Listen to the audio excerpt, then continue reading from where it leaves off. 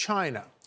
American Energy Institute CEO Jason Isaac penned that piece for Fox Digital and joins us now. So great to see you this morning, Jason.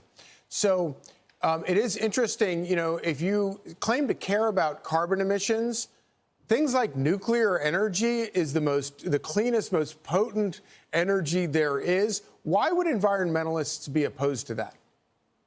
Well, it really shows their hypocrisy because it's not about the environment, it's about control. I live a high carbon lifestyle. I think the rest of the world should too.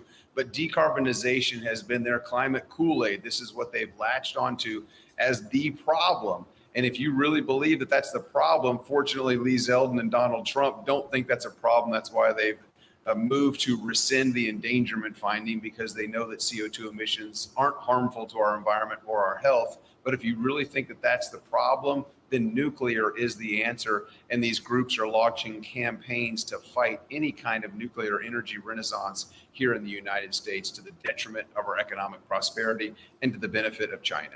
So if it's more about power than it is about the actual environment, then who is behind it? Who is paying? Where does all this money lead to? Yeah, interestingly enough, you look at some of the groups, it's these partisan mega donors, it's these failed climate crusaders, it's the foreign interest and the fact that our tax dollars are funding these organizations. The Union of Concerned Scientists, that are likely even more so concerned after President Trump's move just 2 days ago to rescission, cut $5 billion in spending, most of that going to the climate crusade, which is great because it's not a good use of our tax dollars. Then you look at the Sierra Club and Greenpeace. These groups are receiving millions of dollars, and some of that connected to foreign interests, like the Energy China Foundation, which is a IRS-protected 501c3 based in San Francisco, with its offices in Beijing and most of its employees there with direct connections to the Chinese Communist Party. Real quick, why would China not want America to be energy independent?